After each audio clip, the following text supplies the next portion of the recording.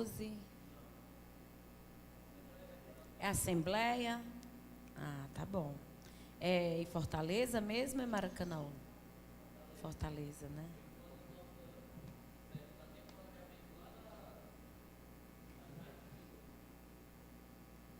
Ah, seja bem-vindo.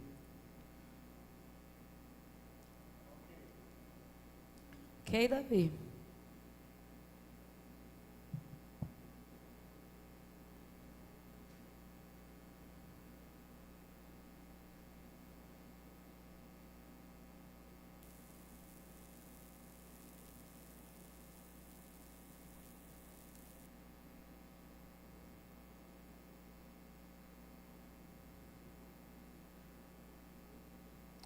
Coloca o link lá no grupo, Davi.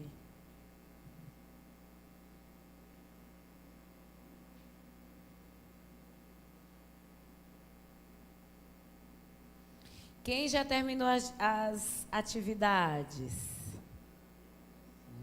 Olha, a Ilha levantou a mão aí rapidão. Gente, mas cuida, né? Cuida que está terminando o prazo. Vai até que dia? Dia 8. Muito bem.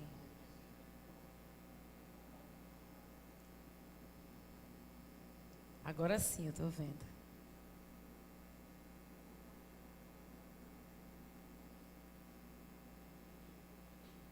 Vocês assistem a aula depois, gente? A pastora ali, a pastora Mara está dizendo que passou o dia ouvindo. Tá zonza, hein? Amém. Página 36, vamos para a onisciência de Deus, que é mais um atributo, né? É um atributo onde Deus se relaciona com o homem, mas é um atributo incomunicável. Por quê? Porque Deus, ele não compartilha com o homem da sua onisciência, né? Então, eu posso dizer que esse atributo do conhecimento de todas as coisas, é o conhecimento perfeito de todas as coisas, né? Que é atribuído a Deus. Deus conhecer o desconhecido. Deus saber antecipadamente todas as coisas, né? O seu entendimento não pode mentir. O fato de Deus saber e de conhecer antecipadamente todas as coisas, ele não pode errar ou duvidar. Tudo está exposto aos olhos de Deus. Como eu falei na aula passada, Deus dá uma olhada e vê princípio, meio e fim e pá. Uma história de 100 anos acaba numa piscada de olho que ele dá, digamos assim. Então, a onisciência também é um atributo do qual só a Trindade tem. Só a Trindade tem a onisciência.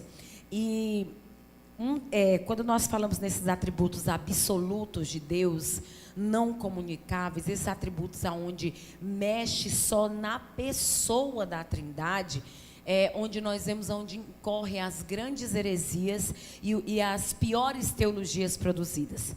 Há uns 120, 130 anos, uma teologia que sempre, o começo da teologia é assim, ela é fabricada na Europa, disseminada nos Estados Unidos e estragada no resto do mundo. Então, a gente acaba comendo aquilo que já passou da Europa para os Estados Unidos e chega aqui já em decomposição. Infelizmente, essa teologia, que não sei se vocês conhecem, mas a teologia relacional. O grande problema da teologia relacional, da qual eu posso dizer que acabou uma grande denominação que tinha em Fortaleza nos anos 2000. Uma igreja muito forte, uma igreja que estava entre pentecostais, avivados e presbiterianos que prezavam a palavra. Uma igreja muito boa. Na época eu era coordenadora do curso deles, passei 10 anos coordenando o curso, que era na Capitão Gustavo, onde era o templo sede daqui, Capitão Gustavo, no bairro de Fátima. já chegando perto da aldeota, ali no Serpo, Pontes Vieira. E essa teologia, qual é o grande problema dela?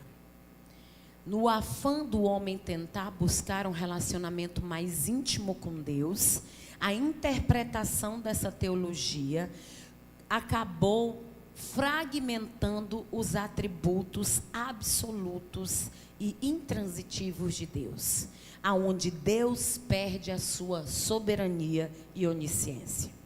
Uma teologia que fere a onisciência e o fator da eternidade, porque quando eu penso em onisciência, eu penso em eternidade, eu penso numa vontade absoluta, eu penso num Deus que não pode e nunca vai mudar. Quando eu penso nisso e eu entro nessa teologia, eu percebo o quanto isso fez mal para a igreja dos anos 2000, a ponto dessa igreja quebrar, assim, fracionar. Dela saíram mais 3 denominações. Dessas 3 denominações, hoje tem milhares e milhares e milhares de outras denominações. E o fundador dessa igreja continua com a igreja, continua com a placa da igreja, mesmo depois de tanto racha, né? Aqui no Ceará, o racha foi muito grande. Dela saíram 3 grandes denominações que sobrevivem até hoje.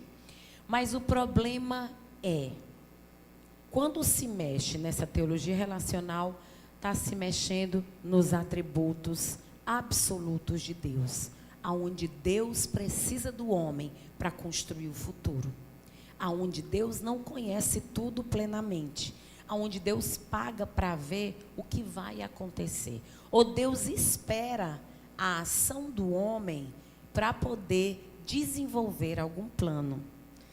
Talvez você diga, puxa vida, pastor, isso para mim é muito distante, não dá para eu crer. Aí eu digo, você é crente, aleluia, glória a Deus.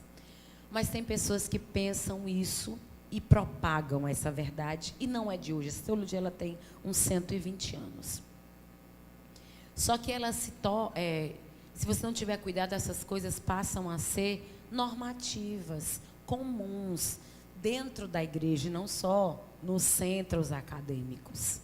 É uma das teologias que, infelizmente, acabou trazendo grande estrago para a teologia no Ceará.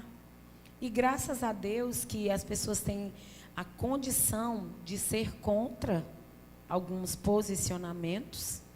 E aqui, quando eu vou estudar a onisciência de Deus, eu falo exatamente sobre isso, porque foi uma história que eu vivenciei na minha história como teóloga no Ceará. Estava completamente ligada à parte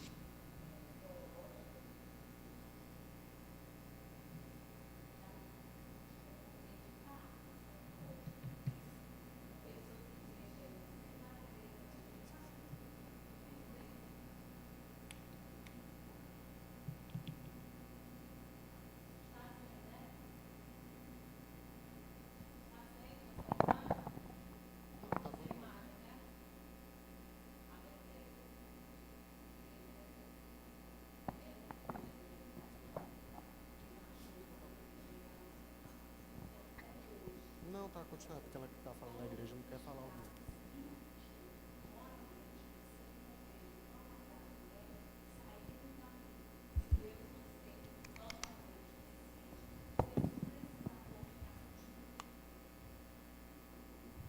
Som. Ei.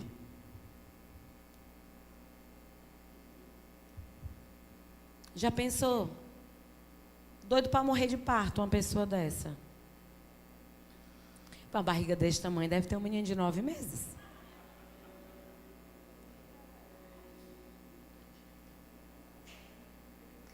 Eita, como me ama, diz Davi.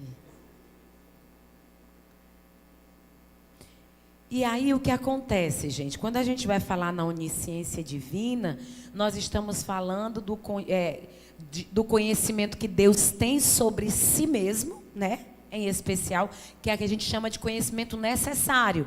Quando Deus é autoconhecido. consciente, onde Deus se conhece, conhece a si mesmo, e também sobre o conhecimento livre, que é o que Deus tem sobre outras pessoas.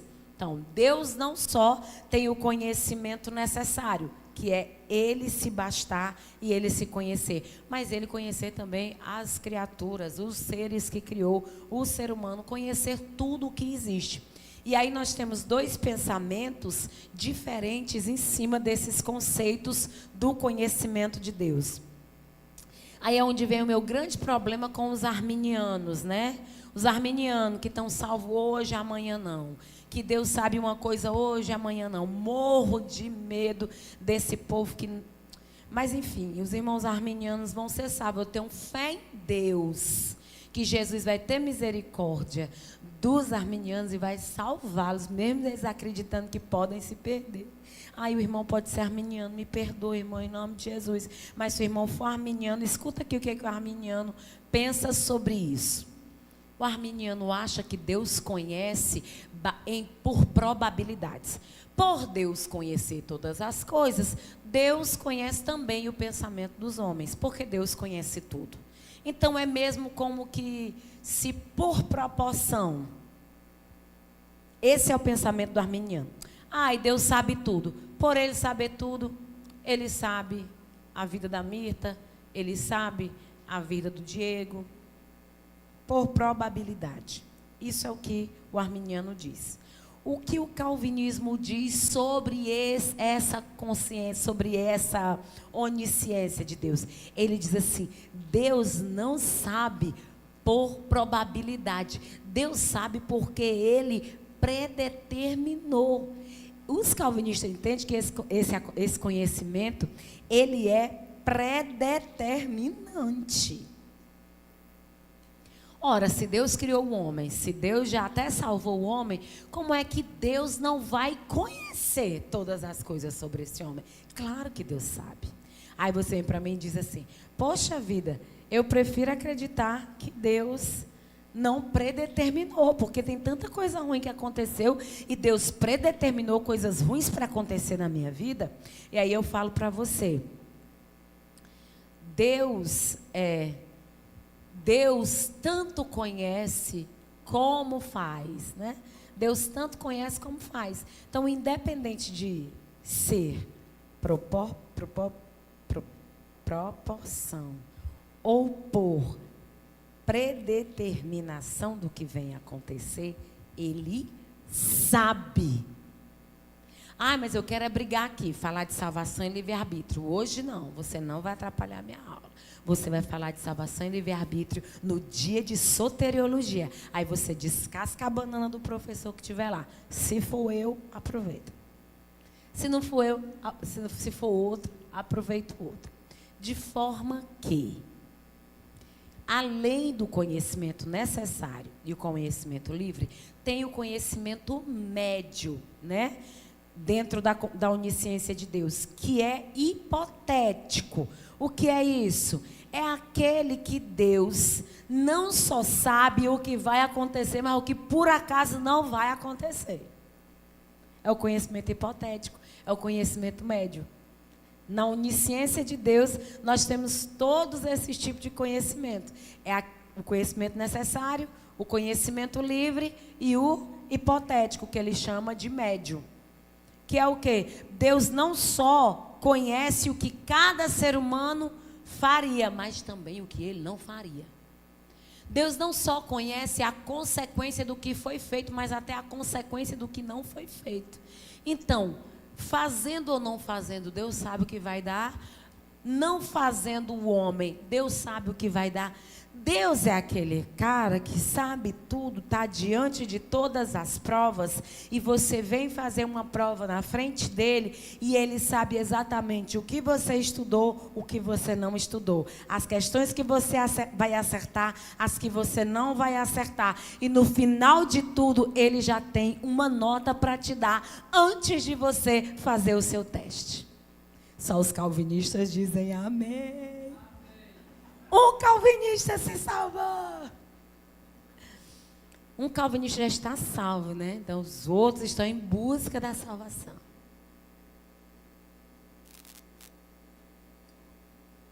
Mas vocês estão entendendo o que eu estou dizendo?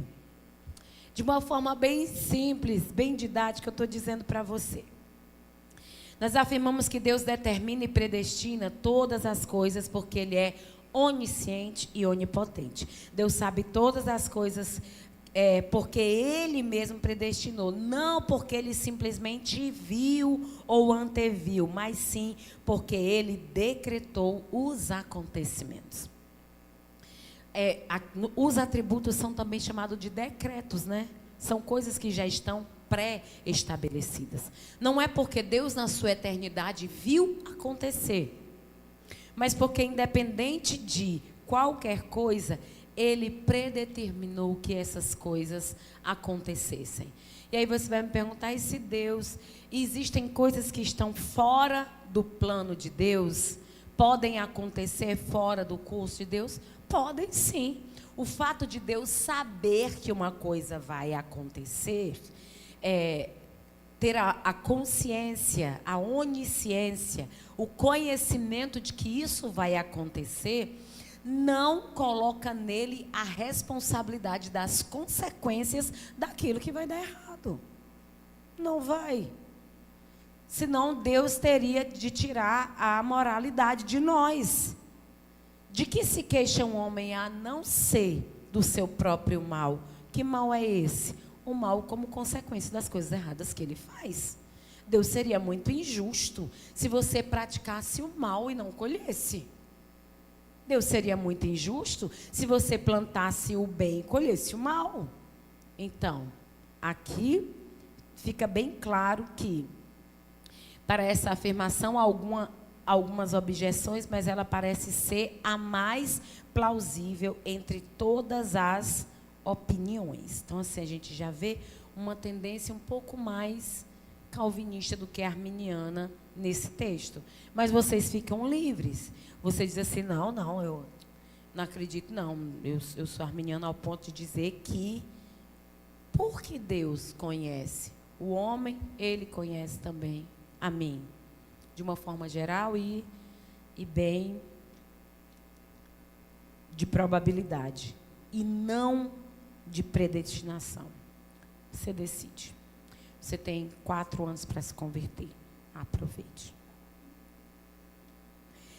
A sabedoria de Deus, a sabedoria divina está estreitamente ligada à onisciência divina. Aí tem uma diferença aqui da sabedoria, gente, que também está muito ligada à onisciência, né? O fato de Deus saber certas coisas e conhecer certas coisas.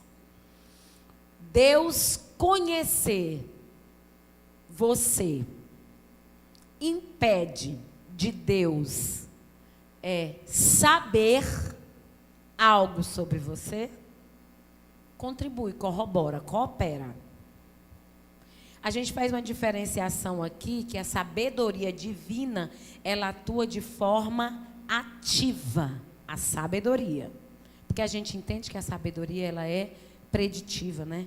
Ela está na base desses atributos. Enquanto a onisciência divina, ela é mais passiva. Ao saber de todas as coisas, a onisciência, e Deus trabalha no universo mediante ao que Ele sempre sabe, que é a sabedoria. É necessário, contudo, ser extremamente enfatizado que esses 2 atributos são mutuamente importantes. Por exemplo, sabedoria completamente ativa. Deus sabe de tudo e pá, ponto final. A onisciência, ela é passiva. Por quê? Porque Deus sabe de coisas que vão dar errado e tem hora que Ele faz o quê? Recua. Tem ou não tem? Por isso que a onisciência, ela é passiva. Porque se a onisciência fosse ativa, todo mundo andava onde? Dentro do decreto, dentro do propósito, dentro da obediência. Ninguém saía de lugar nenhum.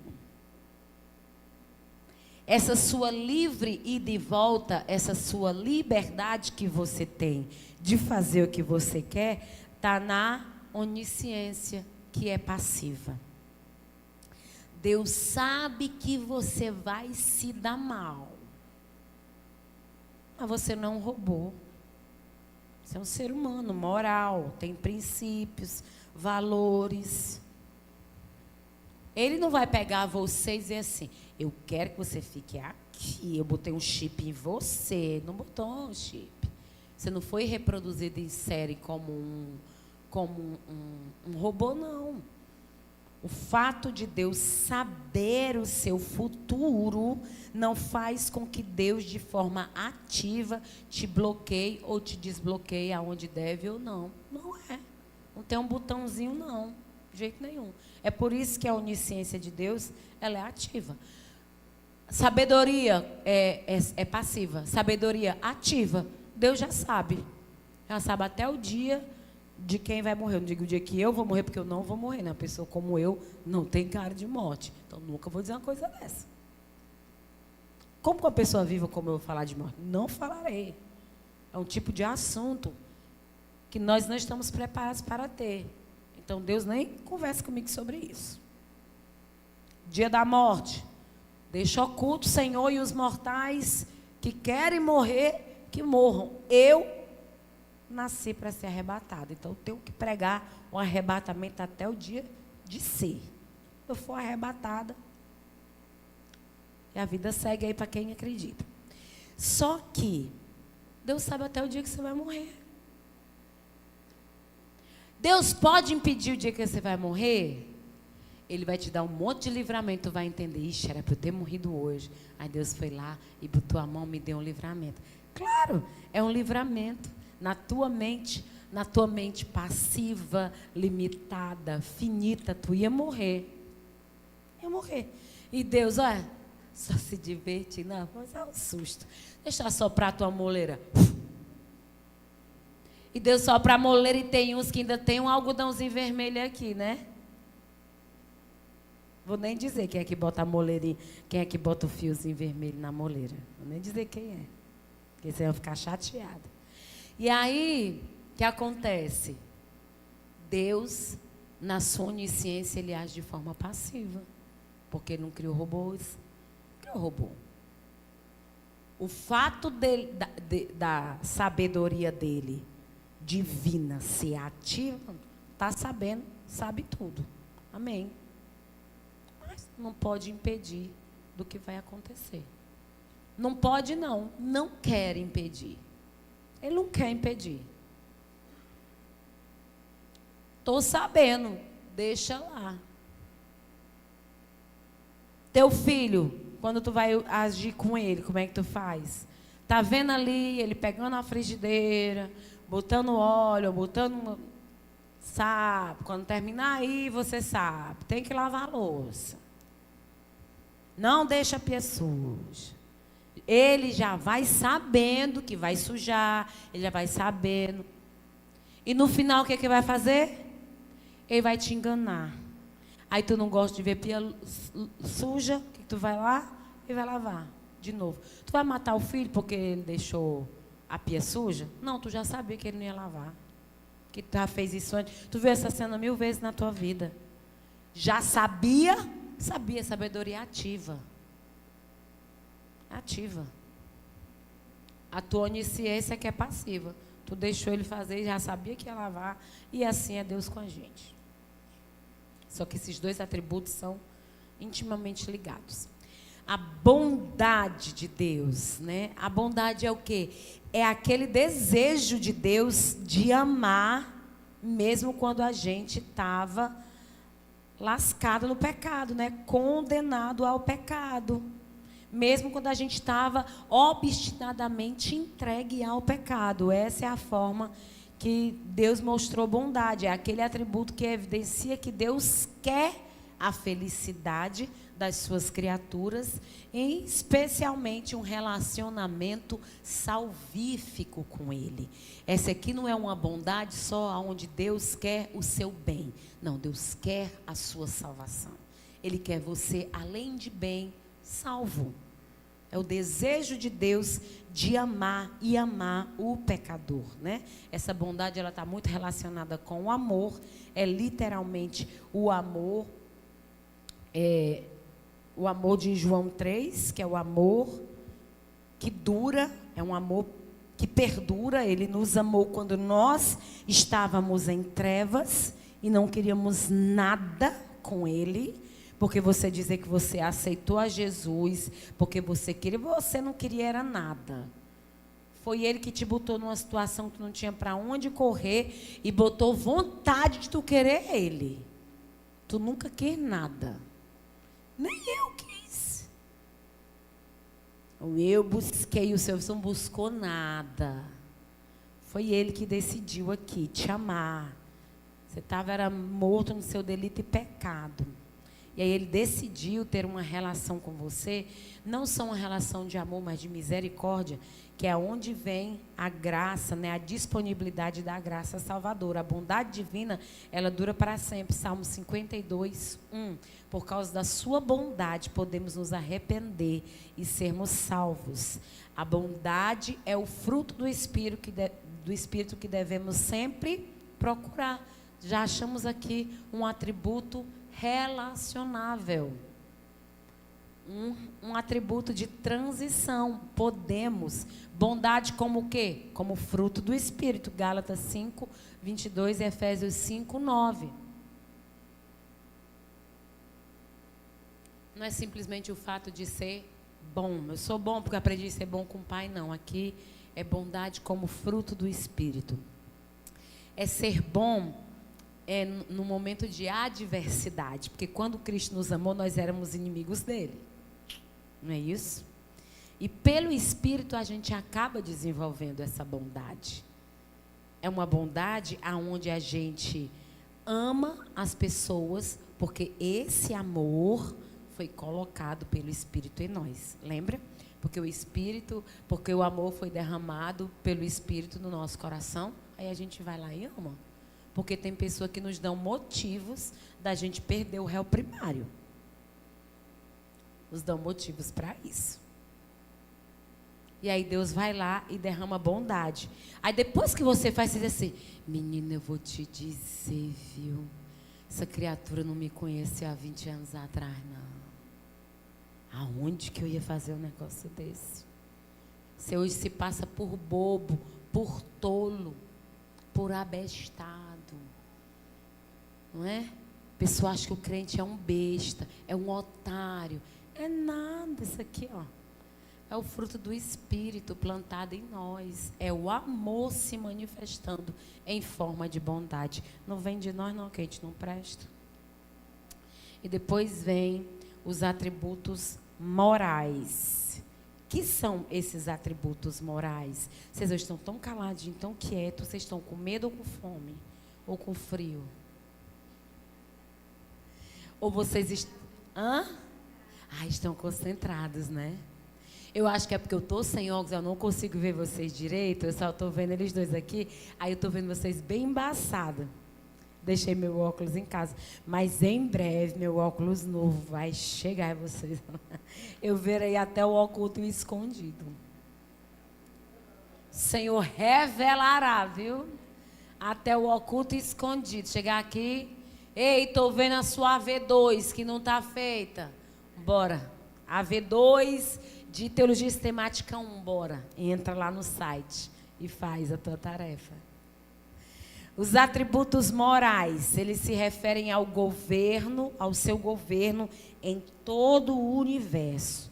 Os atributos absolutos e relativos, eles são entendidos pela inteligência natural do ser humano, enquanto os atributos morais são entendidos por meio de um relacionamento autêntico com o Criador. Depois que o ser humano caiu, ele perdeu o relacionamento com o Deus. Com isso, o ser humano ficou impossibilitado de ter percepções dos atributos morais de Deus, na página 37, 5.4. Página 37, 5.4.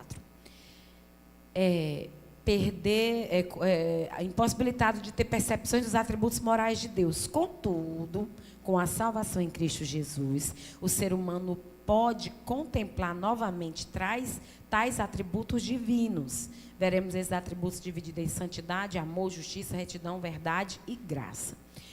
É interessante que quando você pensa nos atributos morais, você pensa logo naquilo que é mais próximo do homem do que do próprio Deus. Não é isso? Ser muito moral. Mas aquilo que é moral, a gente só consegue compreender de forma clara quando a gente conhece o amor de Deus, conhece a verdade de Deus, quando a gente tem um relacionamento com Deus. Existe uma briga na nomenclatura entre imagem e semelhança. Alguns teólogos dizem que os atributos relacionáveis, né, como amor, bondade, justiça, verdade, esses atributos eles chamam de imagem de Deus. E os atributos de espiritualidade eles chamam de semelhança. E aí pergunta, o que o homem perdeu quando pecou lá no Éden? Porque ele não foi formado à imagem e semelhança? Quando nós pensamos nessa formação do homem, imagem e semelhança, nós não podemos pensar nas formas físicas, porque Deus não tem forma física para ter uma imagem, né? Então, nós temos que pensar em quê? Em atributos de intelectualidade e atributos de espiritualidade, certo? Com o pecado, o que o homem perde? Atributos de espiritualidade ou de intelectualidade? Espiritualidade, porque a pessoa pode ser uma pessoa completamente distante da verdade de Deus e ele pode ser intelectualmente iluminado. Ok? Pode ter uma capacidade linguística extraordinária, mas não ter a capacidade de ler nem a escritura e entender o que está escrito nela. Isso pode acontecer. Eu não vou ser louca de dizer que existem dons naturais que são divinos. Óbvio, todos os dons vêm de Deus, todos. Não existem dons de homem, dom de Deus, não. Todos os dons são divinos. Só que existem dons divinos que são naturais. Você pega a poesia de uma Maria Gadu daquela. Tu diz, pastor, ela é sapatão, não quero saber, não. Estou dizendo que ela é uma poetisa. E ela tem um dom de compor. Um Caetano na vida, pastor, ele é um macumbeiro. Ele é um excelente poeta, musicista, inteligentíssimo. Se eu não vi que foi Deus que colocou isso nele, eu vou dar ao diabo a autoria daqueles dons? Ou ao homem? Não, Deus seria injusto.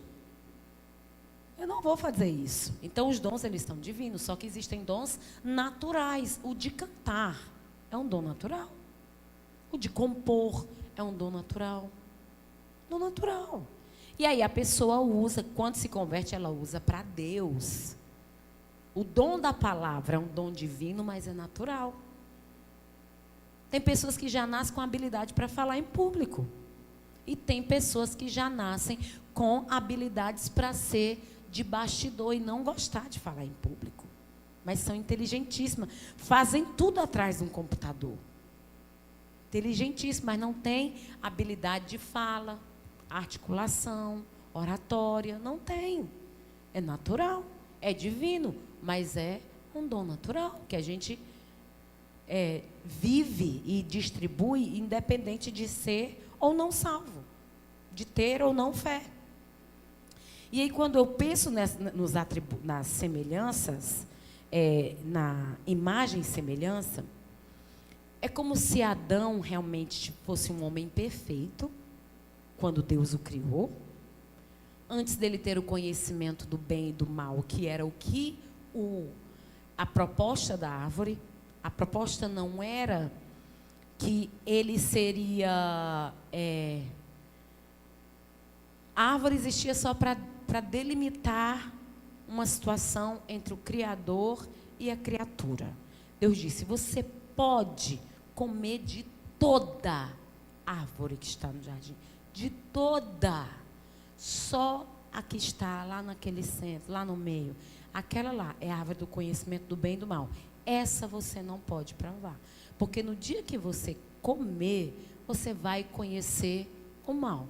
Então, quem era Adão? Era Jesus.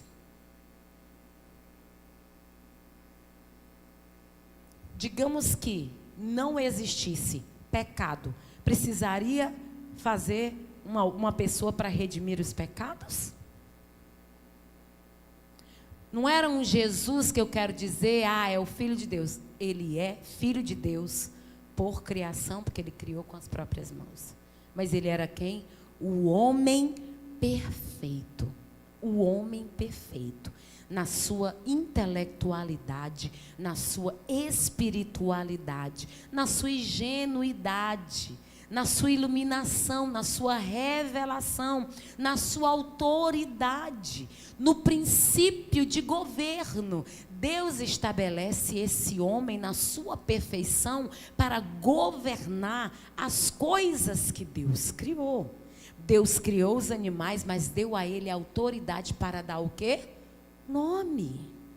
Então Deus pôs um governo perfeito sobre esse homem e colocou nele uma ordem. Você pode tudo, mas da árvore do conhecimento do bem e do mal, você não pode. No dia que você comer dela, você vai conhecer o mal. E ele não conhecia o mal como o quê? Como consequência de pecado. Ele ia conhecer a partir dali. A partir dali ele passou a conhecer. Então, naturalmente, Adão tinha a espiritualidade, lá em cima. Pessoa que falava com Deus todo dia naquela hora da malhação, 5h30, 6 horas da tarde, a virada do dia. Gente, eu não sei se você já parou para perceber. A não ser que você esteja trabalhando num lugar fechado, muito agitado, ou numa praia curtindo, num momento de muita festa. Se você estiver em solitude, se você estiver só, dentro do carro, voltando do trabalho, 5h30 para 6 horas, ou estiver dentro de casa, olhando para o tempo, se você tiver a oportunidade de fazer isso e nunca fez, faça. Você vai olhar para o infinito, vai olhar para o céu, vai olhar para o mundo e vai ver um mundo depressivo, 5h30, 6 horas da tarde. Todos os dias ele é depressivo. Eu tenho para mim que essa foi a hora do rompimento. Essa foi a hora que Deus procurou falar com Adão e não conseguiu. Eles sempre se falavam na virada do dia. É a quebra, é a hora da quebra do relacionamento. Deus chama Adão e Adão não vai. Adão rapidamente estava lá. Aí Adão vem, vestido de figueira, com umas folhas por cima do sexo. Foi isso, Adão. Não me escondi. Se esconder, por quê? Porque eu estava nu. Quem disse que você estava nu? Eu comi do fruto. Deus já tinha visto tudo? Na sua presciência, na sua onisciência. Deus poderia ter impedido aquele cara de ter comido aquele fruto? Poderia. Mas ele não criou um robô. Deus não estava no laboratório criando um monte de serzinho e colocando um chip em cada um deles. Deus colocou atributos morais para se relacionar e estava gostando daquele relacionamento com ele. Até que Satanás chegou. E a desobediência chegou. Quando naquela hora ele disse assim, cara, ele poderia ter sido egoísta ao ponto de dizer assim, Evinha, para ti, perdeu, playboy, já era. Gostei muito de ti, mina, estava numa solidão danada, estava sofrendo na fossa, você chegou, fez da minha vida um paraíso, mas minha relação com Deus continua. Se ele toma essa decisão, porque aqui quando nós falamos sobre a consciência hipotética, o conhecimento médio de Deus, Deus já saberia vários outros planos que poderiam acontecer caso Adão tivesse tomado outro destino. Porque ela come do fruto. Ela oferece para ele. Ele poderia dizer não? Poderia. Ele poderia dizer não, do jeito que ela disse sim. E aí o que aconteceria? Uma outra história teria acontecido. Nós saberíamos de uma outra história e não dessa. Nós saberíamos da história de um cara que decidiu manter o seu relacionamento com Deus e perdeu o playground dele, porque a Eva era o playground que ele precisava. No fim do dia, depois de fazer tantas coisas no jardim, ele tinha uma costela em casa, né? Para se aquecer. Foi a alegria do coração dele. Ele disse, não, na hora que, se eu disser aqui que eu não vou comer, a sentença vai só para ela, só ela morre. Só que não foi pecado quando ela comeu. O pecado se torna quando ele come. Eva come e continua a conversa com a cobra. Falando de bolsa, sapato, brinque, conversa e vai. E nada de pacada aparecer na cabeça dela. Porque não existia uma ordem, um decreto preditivo na mente dela. Ela não ouviu de Deus. Ela estava só desobedecendo o marido, gente. E ela sabia que na hora que oferecesse para o marido, claro que ele ia querer. Ele sempre faz o que eu quero. Lascou-se. Não foi pecado. Aconteceu nada com a doida depois que ela comeu. Nada. Continuou cega, surda, muda. Nada. Nada. Ele come. Eles percebem que estavam nus. Por quê? Porque a ordem foi dada para ele. Quando Deus deu ordem para ele, Eva nem existia ainda. Eva nunca ouviu de Deus essa história aí de não comer essa árvore. Eva ouviu do marido. Era a responsabilidade dele. Era sobre ele o não querer comer. Ou não comer da árvore. Era sobre ele. Quando ele come, aí sim, Adão toma do fruto, que acontece? Perceberam que estavam nus. Então, ela sozinha não era ninguém. Ela só ficou nua quando o marido comeu. Ela não tinha o conhecimento da revelação e do relacionamento que tinha entre os dois. Quando Deus chamava para conversar, eu nem acho que ela ia junto. Acho que ia fazer a janta enquanto eles conversavam. Adão, vá, Eva, Deus já me chamou, hein? Vai. Termina lá aquele cuscuz com queijo, que eu estou chegando.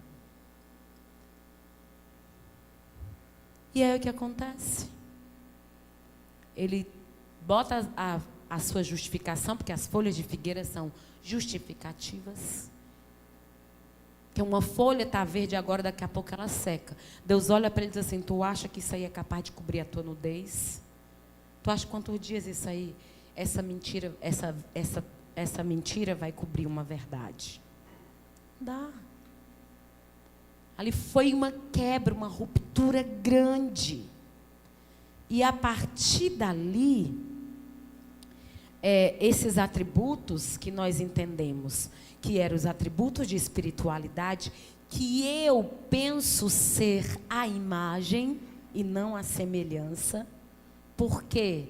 Porque Paulo fala muito sobre si, nós nos vemos como espelho, mas em breve a gente vai ver face a face, como antigamente era conhecido. Então, é como se existisse uma imagem que o homem perde. Ele não perde a semelhança. Eu entendo que os atributos são, a semelhança são atributos de intelectualidade e a imagem são atributos de espiritualidade, que são aqueles que a gente resgata depois que conhece a fé. Depois que tem um relacionamento com Deus. Aí a gente conhece. Aí a gente vai recuperar o quê? A imagem perdida. Porque semelhança de Deus, todo ser racional tem.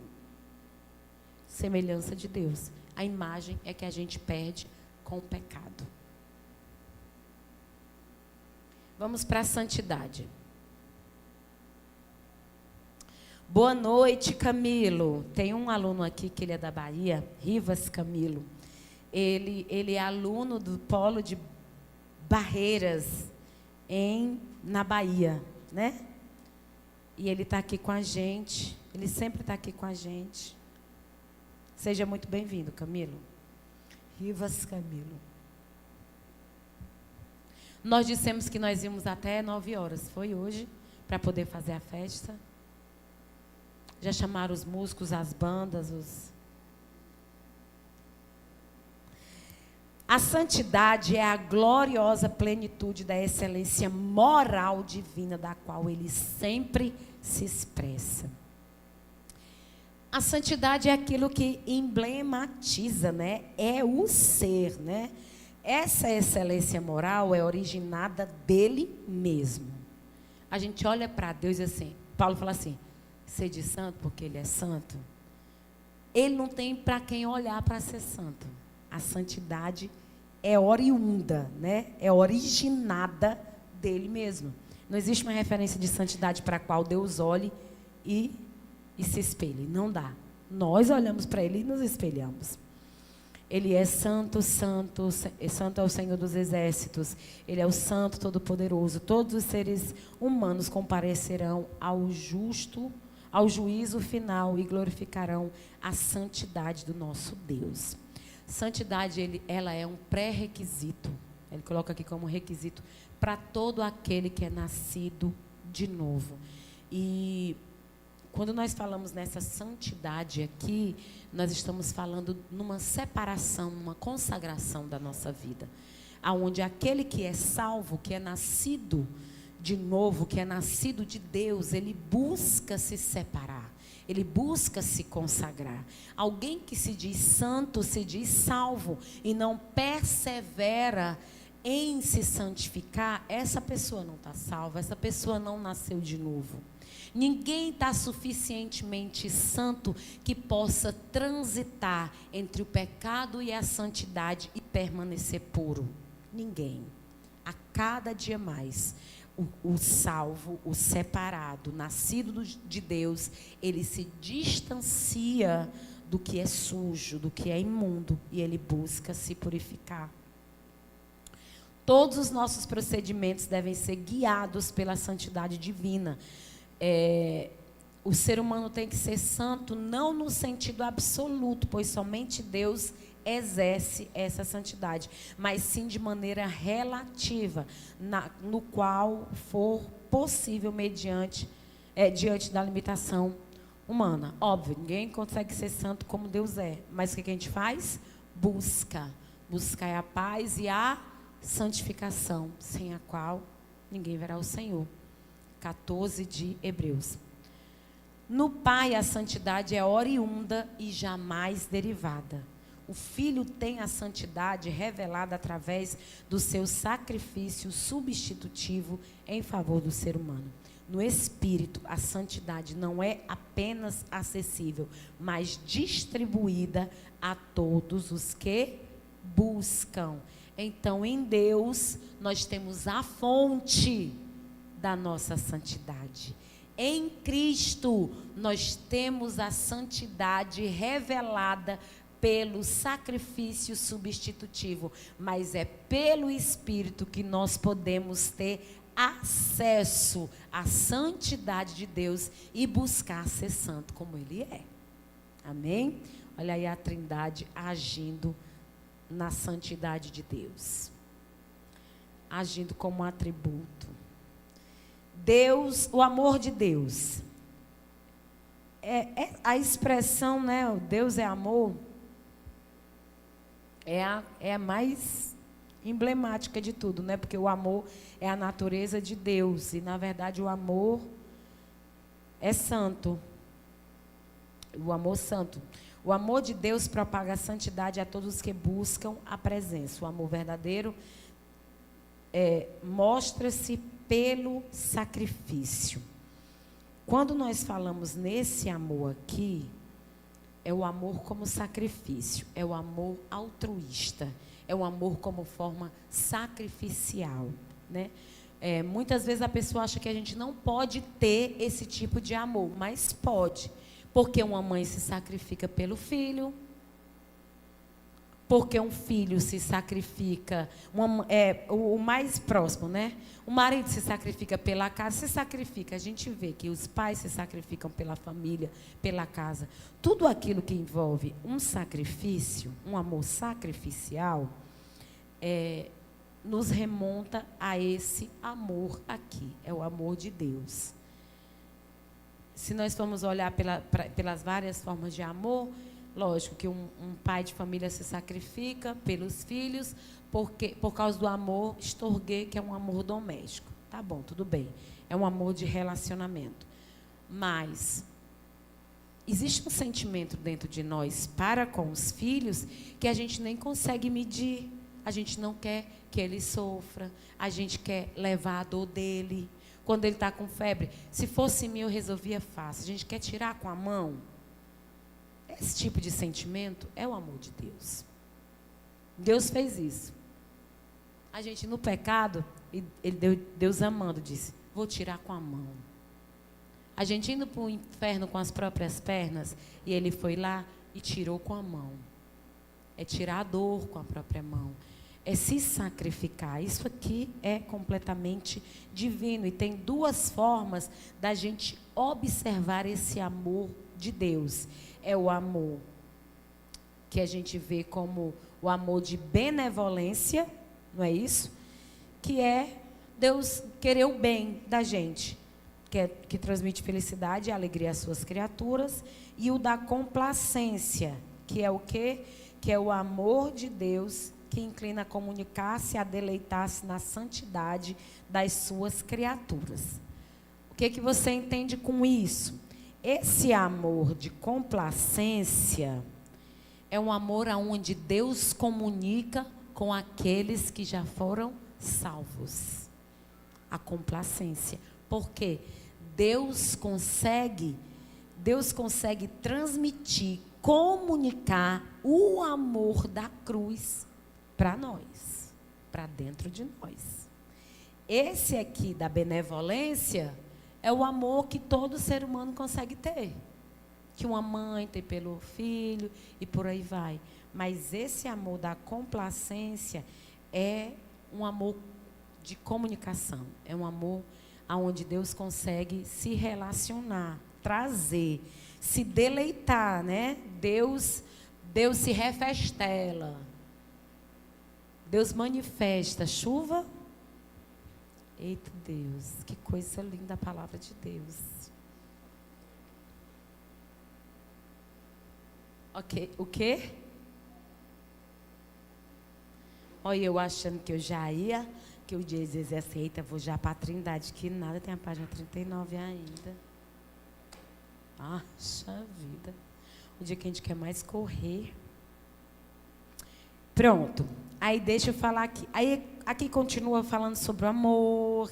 Tem vários textos sobre o amor, sobre a gente andar. O caminho que devemos andar deve expressar as características do amor de Deus revelados na sua pessoa e na sua obra. E por aí vai. E vai sobre o amor, amor, amor.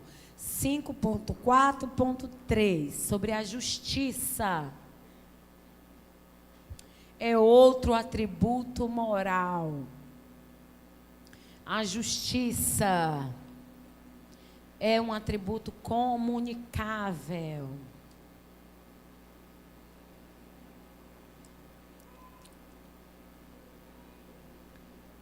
Diz assim, ó.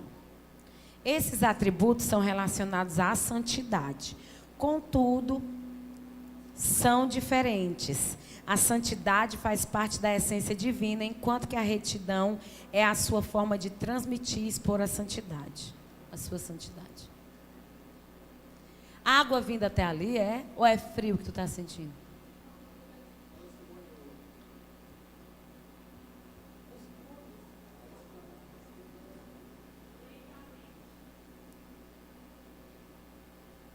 Dun, dun, dun, dun, dun. Bem, as confeiteiras, elas gostam de colocar algumas gotinhas para a massa ficar um pouco mais aerada, assim. Talvez Deus tenha querido fazer isso nos bolos que foram cortados há pouco tempo. Poxa vida! Não, mas não é possível que a água leve até... Vocês já tinham feito os pratinhos? Não tem nenhum mole, todos são fofos.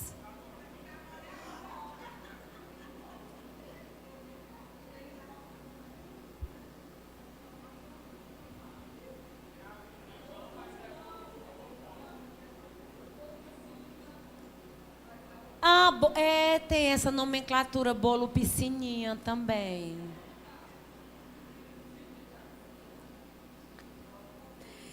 Eu só sei de uma coisa, no final todo mundo vai fazer uma festa do mesmo jeito, porque são 4, segunda-feira, vocês aqui sentados.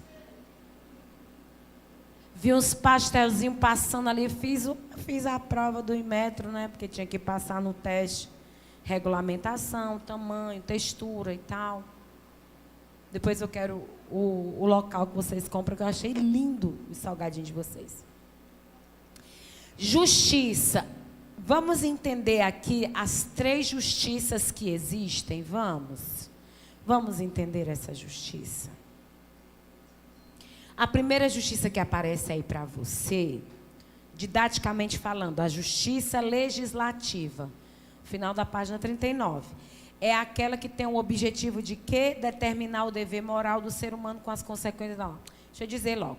A legislativa, o que é isso? É a que estabelece as leis de Cristo. Nós estamos falando da santidade, da retidão, da justiça de Deus. Então, a justiça legislativa, não pensa agora no Congresso, nada disso.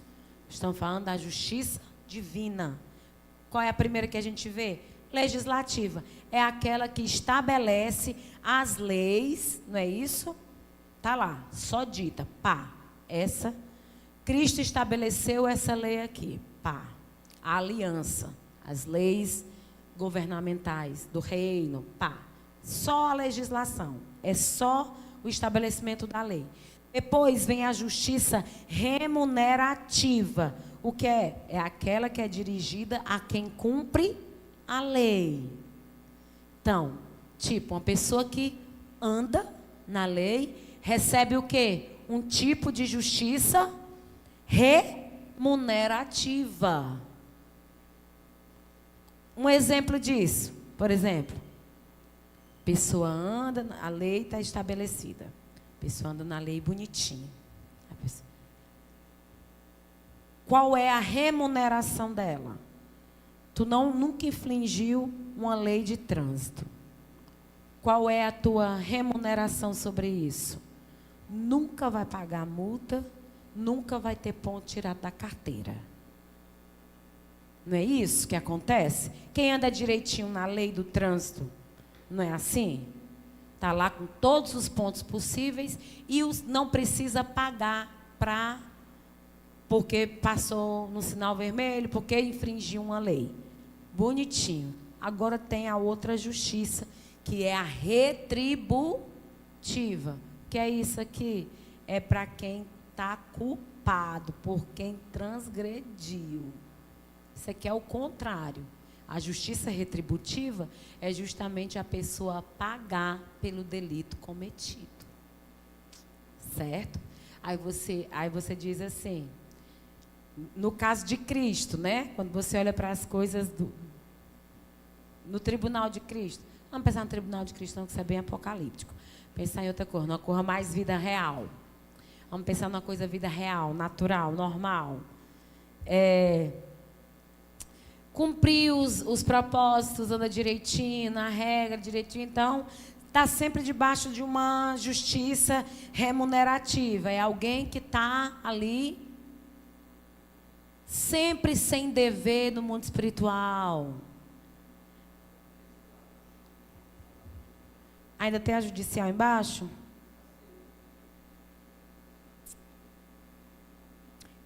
Isso. Pronto, essa é a última, né? Eu vou dizer, depois da retributiva tem a judicial. E aí a pessoa diz assim, não, mas eu ando direitinho. Andou direitinho na fé, está cumprindo os mandamentos, não fez mais do que o que deveria. Você não está salvo? Porra, ande igual salvo. Ande igual salvo, igual um filho de Deus. Tudo certo. Remunerativo. Do jeito que você entendeu, você está vivendo. Seguindo retamente. Começou a transgredir. Começou a paquerar sendo casado. Começou a roubar no peso, na balança. Um dia eu comprei um peixe, a pessoa disse que era 1 quilo. Mandei o Ítalo pesar, tinha só 800 gramas. Uma tilápia, filé de tilápia, né? O filé de tilápia. Eu disse assim, filho das trevas, esses 200 aqui, ó. O Senhor vai te pegar. Então, tem crente que faz isso? Vai que tem. Essas 200 graminhas aqui dessa tilápia, meu amigo, vai para onde? Vai para a retributiva. Por quê? Porque ele vai ser culpado pelas coisas que ele fez. É onde vem a culpa. Ele poderia ter sido uma pessoa que devia estar direitinho e não foi. Então, vai acumulando aí. Está errado. Você está culpado. Não era para fazer isso. Você está transgredindo. Isso é pecado. E, finalmente, a justiça, que é das recompensas. Qual é essa? A justiça judicial é o meio pelo qual Deus dá a todos os seres humanos mediante as suas obras. Entendamos, a justiça legislativa estabelece a lei, a judicial aplica a lei, a remunerativa é dirigida àqueles que cumprem a lei de Cristo, enquanto que a retributiva é para aqueles que são culpados de transgredir a lei de Cristo. Amém? Vocês querem estar transgredindo ou querem estar só? Porque assim, a retributiva, ele diz aqui no primeiro parágrafo, a legislativa, não somente a remunerativa, né? Não somente você fazer, mas a retributiva ela vai tanto para você receber pelo que fez de bom ou pelo que fez de ruim. Você vai pagar segundo o que fez. Se obedeceu, amém. Está na bênção. Se transgrediu, está na maldição. Infelizmente. Quebrou. Transgrediu. Quebrou. Amém? A verdade como atributo, gente, ela é algo... Na pessoa de Cristo, eu posso dizer, em poucas palavras, Cristo se diz ser a própria verdade, né? É a própria verdade. Então, não teria como, no princípio dessa pessoa que Jesus vem ser, e ele diz, como ser humano, que em verdade, eu te digo. Eu sou a verdade, dizendo a verdade. Você, como um cristão, como alguém que nasceu de novo, precisa comunicar a verdade em quem você é. Isso não é nada tão difícil. Existem pessoas que têm menos dificuldade com a verdade e a mentira. Mas existem pessoas que vivem numa vida tão acostumados a mentir que acreditam até nas mentiras que contam. E ou acostumado a viver num mundo paralelo aonde Cristo não é uma verdade absoluta na vida dela, que ela facilmente mente. Deliberadamente mente. É muito sério se falar em verdade como atributo divino, porque é uma fração de Deus em você. É uma fração de Cristo em você, da palavra de Cristo em você. E você não sinalizar a verdade, depõe contra a sua fé. Depõe contra o que tem de Deus em você. A graça. Graças a Deus. Falar nisso, cadê a graça? Não chegou ainda? A graça ficou de vir. Cristo é referido como cheio de graça e de verdade. A graça é um favor imerecido da parte de Deus. Toda forma de graça são forma de bondade do nosso Deus e do seu amor. Todo o ar que respiramos, tudo que temos, são reflexos da graça de Deus. A graça de Deus é manifesta a todos os seres humanos. Tal graça é salvadora. Não há ninguém desprovido da graça de Deus, pois seu amor é para todas as pessoas. Vemos isto em Romanos 5,18, quando Paulo fala categoricamente que por meio do nosso Senhor e Salvador Jesus Cristo, todos recebem da sua graça. Antes de sermos salvos, já somos alvos da graça divina.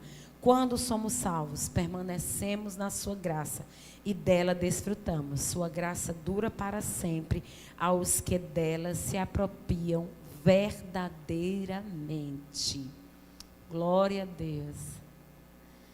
Gente, graça como favor imerecido, todo ser humano recebe e recebeu. Nós sempre fomos alvos da graça salvadora, da graça redentora, o mundo todo. Se você me perguntar para quem é a graça, eu digo para todos. Para todos. A graça, ela é maravilhosa. A graça, ela é sobremaneira. A graça, ela é possível a todos. Aí tu dizer, quem vai ser salvo já é uma outra história. Mas a graça, ela é universal. É um atributo que ninguém consegue ter.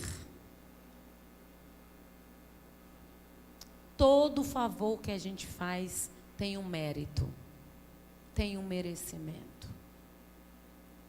Tudo. Todo favor tem merecimento. A única pessoa que pode fazer algo sem a gente merecer é Deus. Porque aonde que Deus decide pegar uma pessoa corrupta nos seus pecados e fazer dela um herdeiro do céu? Um herdeiro. Um co-herdeiro com Cristo de todas as coisas que só o filho tinha. Não, quero mais filho, quero mais. Essa casa está muito vazia, eu quero mais filho, quero mais. Só Deus. Todo mundo aqui vai pensar em pagar favor. O favor a gente já pensa logo que ele é completamente remunerativo, retributivo. Ai, eu tenho que ir porque ela veio para o meu aniversário ano passado. Ai, meu Deus do céu. Ai, Jesus, eu tenho que fazer já aqui um pacote de presente para dar, Jesus. Não tenho que fazer uma postagem, porque senão vai passar o dia. É um favor que tu vai ter que pagar. A gente está sempre pensando em pagar favor, porque alguém merece que você pague, ou porque alguém fez por você. A graça é Deus olhar para uma desgraça, dizer assim, vem a desgraça para mim.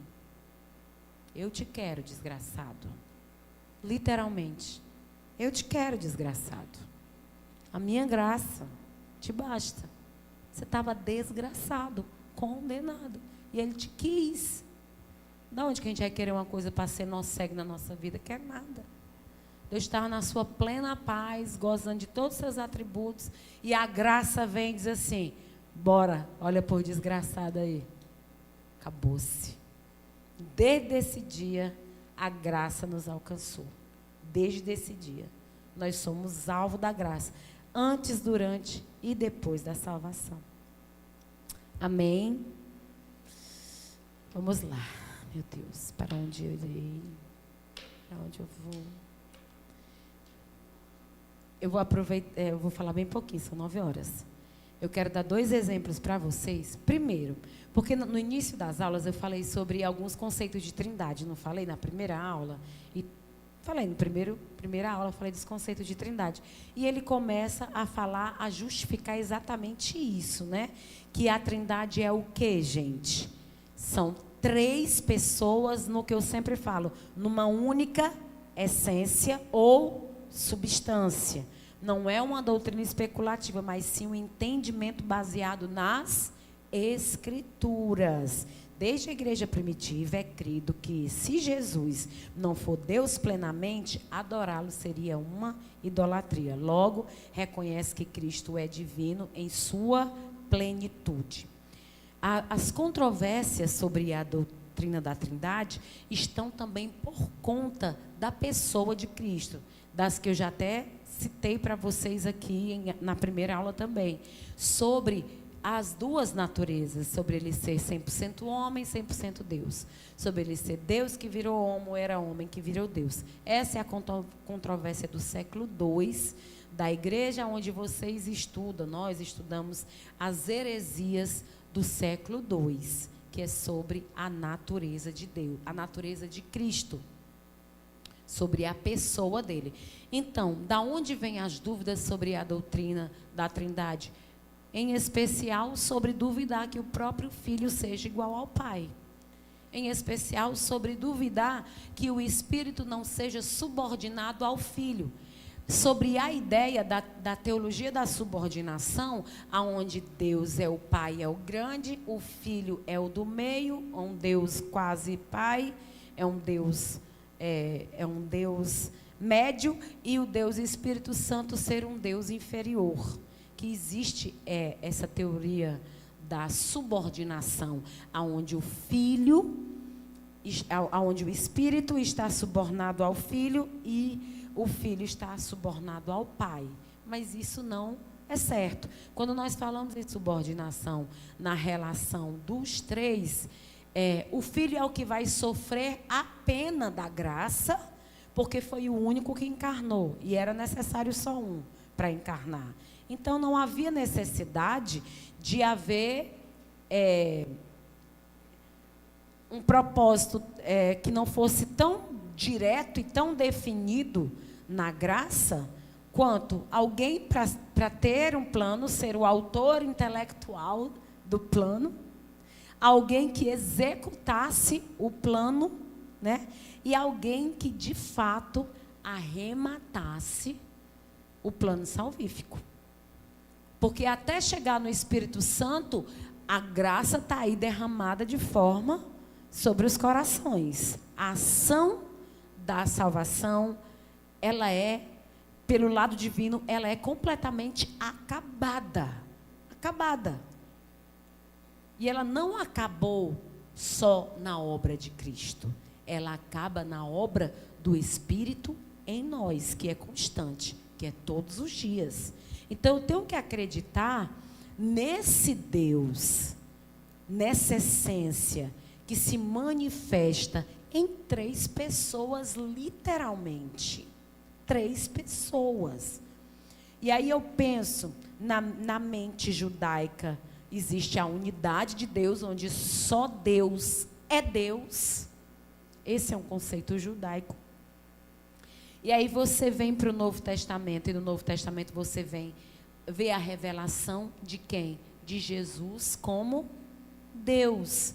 Aonde eu encontro isso de forma clara? No Evangelho de João, está lá recheado de provas, de termos que só Deus usava e Jesus passa a usar. O motivo de toda a confusão entre Jesus e os fariseus é justamente por isso, porque Jesus pega palavras aonde só o próprio Deus usava e começa a usar. E aí foi bater na religiosidade de quem? Dos unitarianos, daqueles que acreditavam que Deus é um só. Não é assim que eles pensam? Há um só Deus, um só Senhor. E não se pode falar o santo nome de Deus em vão, não se pode fazer a imagem dele. E aí? Não se pode fazer a imagem dele, e daqui a pouco aparece um cara dizendo que é Deus e se fere, se corta e morre. Coitado dos judeus, eu tenho pena deles.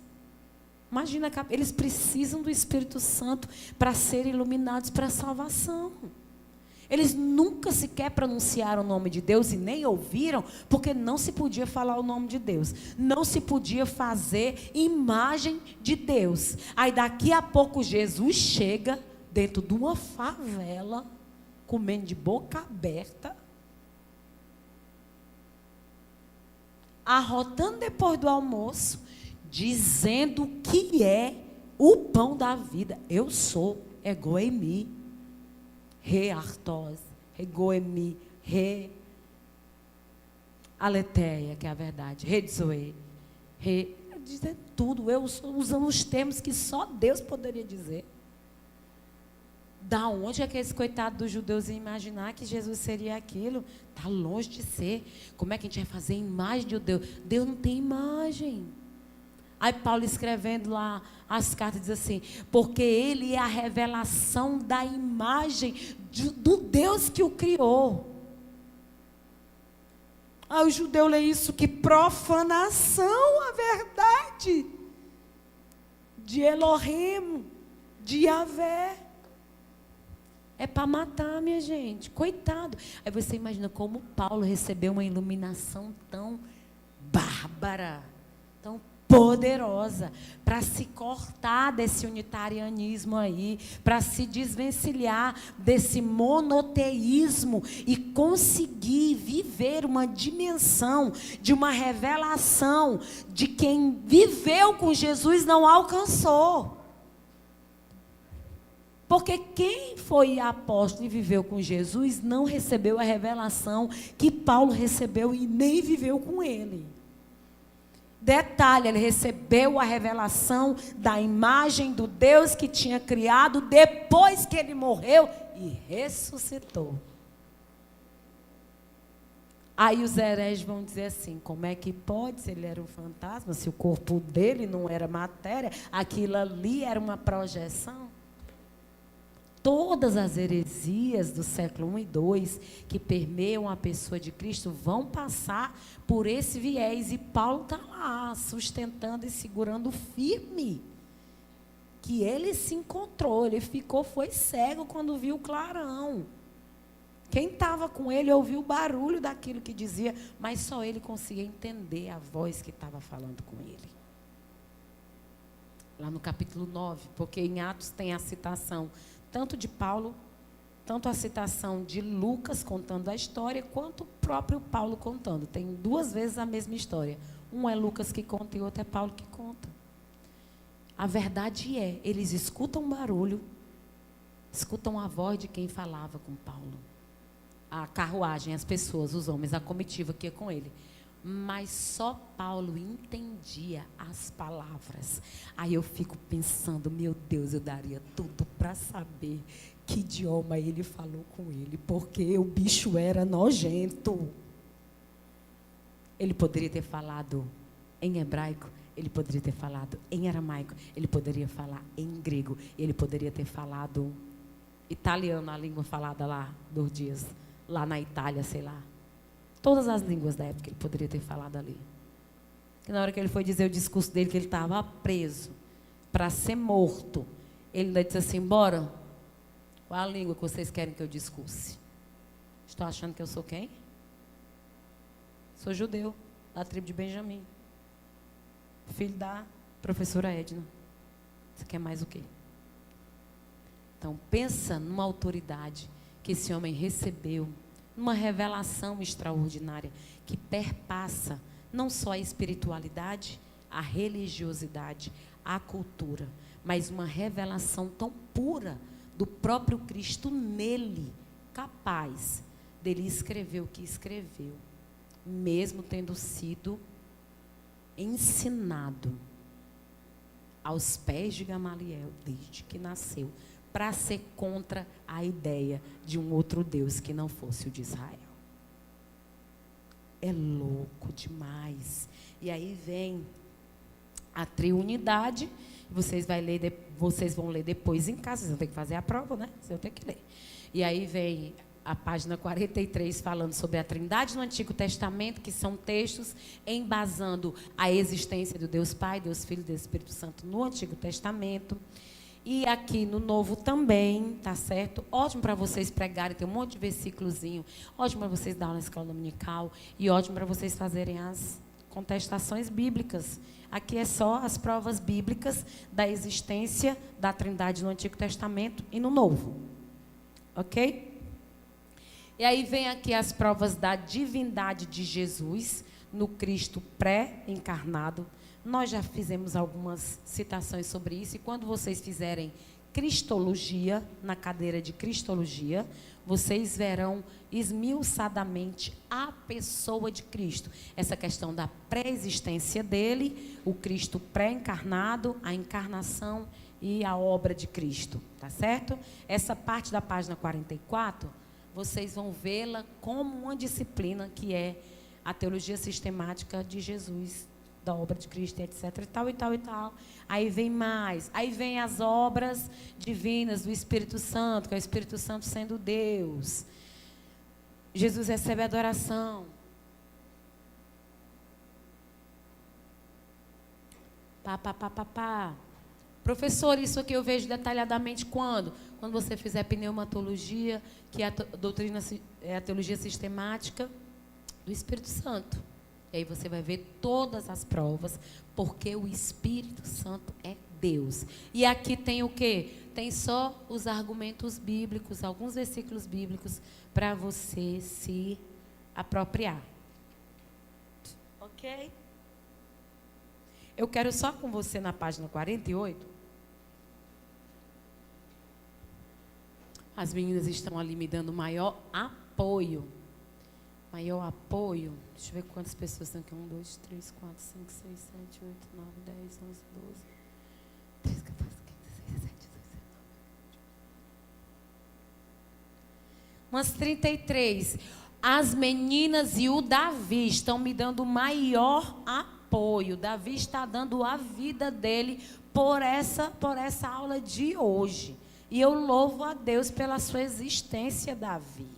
Sem você as meninas teriam se molhado mais ainda. Amém, Davi? Não, é porque eu fui falar, as meninas estão ali, ele abriu os braços. Vou fazer uma coroa para o rei sentar e ser coroado, porque ele tomou banho de chuva. Oxe. O povo assistindo a aula não sabe de nada. Mas é sobre mim. Vocês... Vamos lá. Eu quero trazer para vocês aqui 2 doutrinas antigas, que vocês vão estudar bem elas, quando vocês forem para a história da igreja, e vocês forem estudar as 2 naturezas de Cristo, sobre as dúvidas sobre a pessoa de Cristo, né? Sobre ser homem e ser Deus. Por que eu quero colocar essas 2? Porque na atualidade elas têm representação nos nossos dias, tá certo? Na página 48, você vai ver aí 6.4. São as doutrinas antitrinitárias, ok? O que é isso? Doutrina que não acredita na Trindade. Elas são bem conhecidas, né? Elas vêm desde o monarquianismo, que afirma que Deus é somente uma pessoa. Tem um cara chamado Sabélio, do ano 260, que ele propagava não existir 3 pessoas, mas somente uma pessoa na divindade. Essa heresia é também chamada de modalismo. Por quê? Como é que eu entendo modalismo? O modalismo, ou sabelianismo, é aquela doutrina antitrinitária que diz que só existe um único Deus. É um único Deus, né? Existe uma pessoa, e essa pessoa tem 3 modos de se manifestar. É uma pessoa só, e ela tem 3 manifestações diferentes. Preste bem atenção, porque isso pode estar difundido até dentro da sua igreja e você não saber. É um pensamento. mas é um pensamento antitrinitário. Deus, a Trindade é uma única pessoa que se manifesta de 3 formas. Você até pode já ter ouvido isso em algum lugar. Mas não é assim. Quando nós falamos em Trindade, nós estamos falando teoricamente de 3 pessoas. Acho lindo quando vocês respondem uníssono. É isso que me traz aqui, nesse fervor. A questão é que Deus manifesta-se por meio de 3 formas, a saber, Pai na criação, Filho na encarnação e Espírito na vida rotineira da igreja. Não é uma trindade, mas sim 3 formas de manifestações divinas. Como já vimos, cada pessoa da Trindade tem sua personalidade. No batismo de Jesus, vemos claramente não somente a manifestação, mas sim a atuação das 3 pessoas da Santíssima Trindade na cena em questão. Nos dias de hoje, essa doutrina é encontrada em algumas igrejas, como a Igreja Pentecostal Unida e o Ministério Voz da Verdade. Por toda a minha vida. Essa doutrina é chamada não somente como sabelianismo ou modalismo, mas também de unicismo. Tá certo? É muito sorrateira e é muito sutil, mas é uma doutrina antibíblica, é antitrinitariana. Não existe 3 pessoas. Existem sim 3 pessoas. Não são 3 manifestações de um único Deus, não. São 3 pessoas em uma só essência, numa só substância. Ok? Batismo de Jesus. Lá se vem Jesus em corpo, cabeça, pé, suor, frieira, chulé. Vida real. Entrou dentro da água. Olha a voz. Esse é o meu filho amado em quem me comprazo. Quem estava lá ouviu. Lá se vem uma pomba branquinha e pousa sobre ele. A pomba é o símbolo do Espírito Santo. Não tinha como vir fogo, porque Jesus não tinha pecado para purificar. No nosso batismo vem fogo, nós, para queimar nosso pecado. Nosso batismo. Jesus tinha que vir uma pomba. Então, ali, uma manifestação das 3 pessoas. Amém? E a Nilza morrendo de achar graça aqui, viu? Entendendo tudo. A outra é o arianismo, não é isso? Que é desse mesmo século, 256 a 336. O ário deu origem a esse pensamento herético que leva seu nome. Essa doutrina foi uma rival muito grande contra o cristianismo ortodoxo. Ário entendia que Cristo é a criatura mais perfeita que existe, mas nunca, jamais pode ser atribuída a ele a divindade. O Filho, portanto, era uma criatura diferente da essência do Pai. Ele era como Deus e não Deus propriamente dito. Essa doutrina é totalmente equivocada, não encontrando respaldo algum nas Escrituras Sagradas. Como já vimos, Jesus é Deus. As TJ, nos dias de hoje, são quem propagam com mais ênfase essa heresia ariana, também chamada de unitarianismo. Essa doutrina é mais grave que o unicismo. O unicismo, pelo menos, acredita na manifestação de três manifestações de um único Deus, né? Aqui não, eles subtraem a divindade de Jesus. É pior ainda. Subtraem. É o arianismo, né? Os irmãos da Salão da Pimenta do Reino. E o problema deles é esse. O arianismo, né?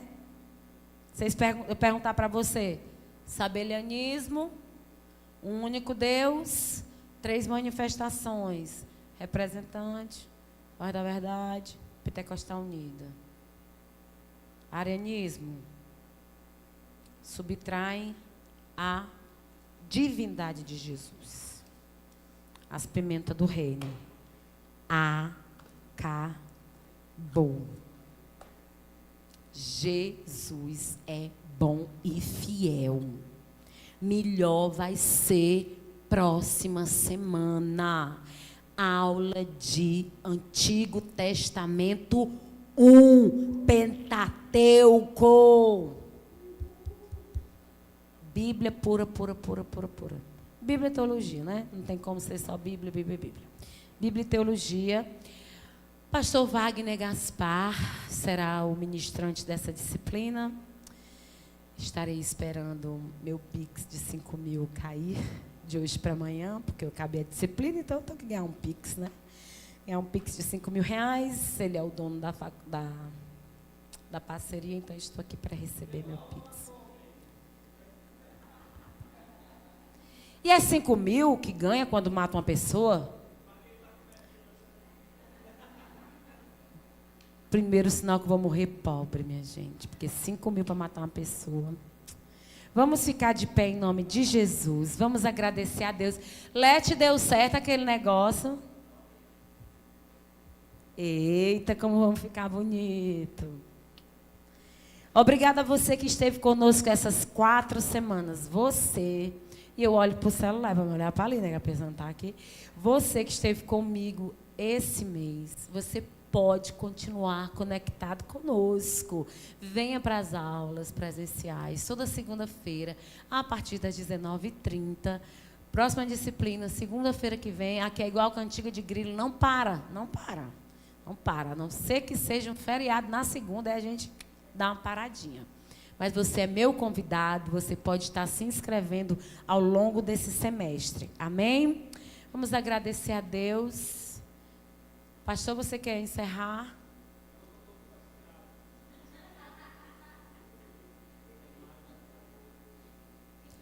O equilíbrio que a gente precisa ter entre o Wagner e o pastor Francisco.